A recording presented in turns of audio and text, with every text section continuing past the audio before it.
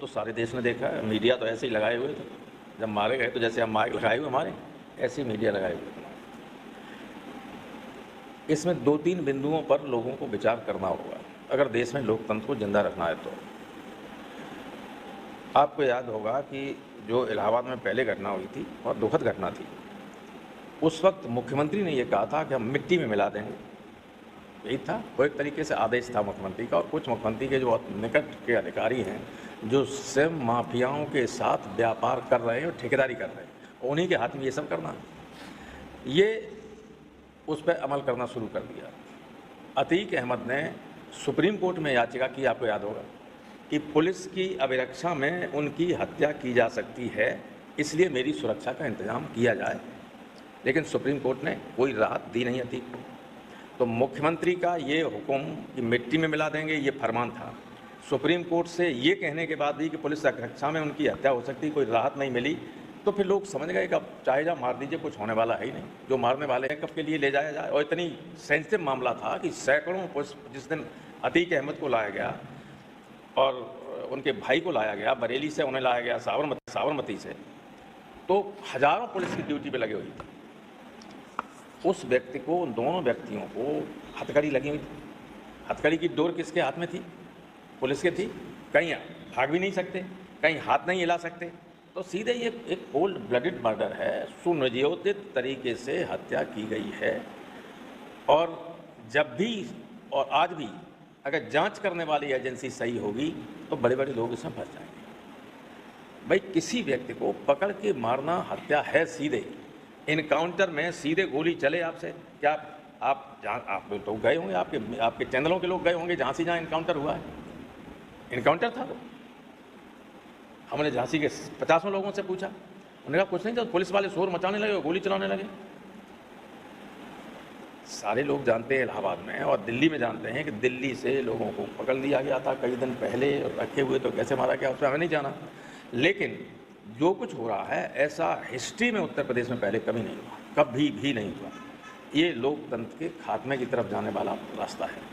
क्योंकि केवल राजशाही में ऐसा होता था कि राजा जो हुक्म करे वही कानून, वही न्यायपालिका, वही कार्यपालिका, वही विधायिका, वही कानून, वही आदेश, वही सारी चीज़ें की आदमी बात है। उसी तरफ जा रहा है देश।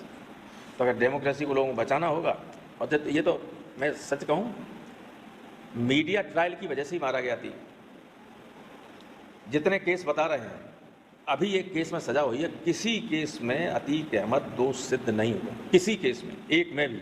रोज फर्जी सैकड़ों मुकदमे लोगों के खिलाफ लिखाए जाते हैं, कि नहीं लिखाए जाते, लिखाए जा रहे हैं, तो संख्या बढ़ जाती है।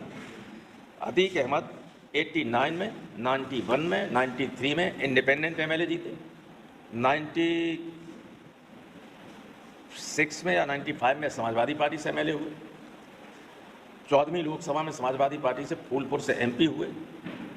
तो ये तो था नहीं कि साहब गुंडा और बदमाश सब चुनाव जीते जाते। 3 बार तो किसी पार्टी से नहीं, निर्दलीय चुनाव जीता था, रिकॉर्ड 3 बार लगातार जीता, 89, 91, 93। उसके बाद समाजवादी पार्टी जीते, समाजवादी पार्टी से लोकसभा, जब लोकसभा में वो जीत के आए थे अतीक अहमद, तब मैं लोकसभा का सदस्य था। 37 हमारे एमपी थे, मैं समाजवादी संसदीय दल का नेता था, 5-4 साल वो हमारे साथ एमपी रहे। तो है, लेकिन अब मीडिया ने गैंगस्टर और फलाना ये सब बना दिया, तो कभी कभी कुछ घटनाएं हो जाती बड़े बड़े लोगों से। यहाँ ऐसे ऐसे बड़े बड़े पदों पे लोग बैठे हुए हैं जो बम फेंक के 10-10, 15-15 लोगों को मरवा दिया, आप सब जानते हैं। तो कोई नहीं कहता गैंगस्टर। खैर चलो ठीक है, अतीक के डिफेंस में मैं कुछ नहीं कह रहा हूँ, लेकिन किसी भी व्यक्ति को भारत का संविधान और कानून पकड़ के मारने की इजाज़त नहीं देता है। अतीक के लड़के को मारा गया, अतीक और उनके भाई, जो भाई भी एमएलए रहा, भाई भी 2 बार एमएलए रहा इलाहाबाद, असरा, तो कर दी गई सुनियोजित तरीके से।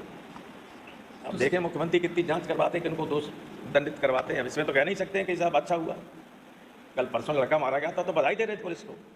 अब लोग सोच रहे थे शायद इसमें भी बधाई दें, मारे गए अतीक, तो अभी तो बधाई दी नहीं। ये पता चला है कि कोई कमीशन बना दिया जाँच करने के लिए, तो ये है। लेकिन ये बहुत दुर्भाग्यपूर्ण है। बड़े से बड़े अपराधी को पकड़ के गवर्नमेंट का काम ये होता है, कानून व्यवस्था अगर सही है तो उसको दंडित करे, फांसी पर लटकाए कोर्ट के जरिए, लेकिन व्यक्ति को, पुलिस को या किसी को ये अधिकार नहीं कि पकड़ के मार दें।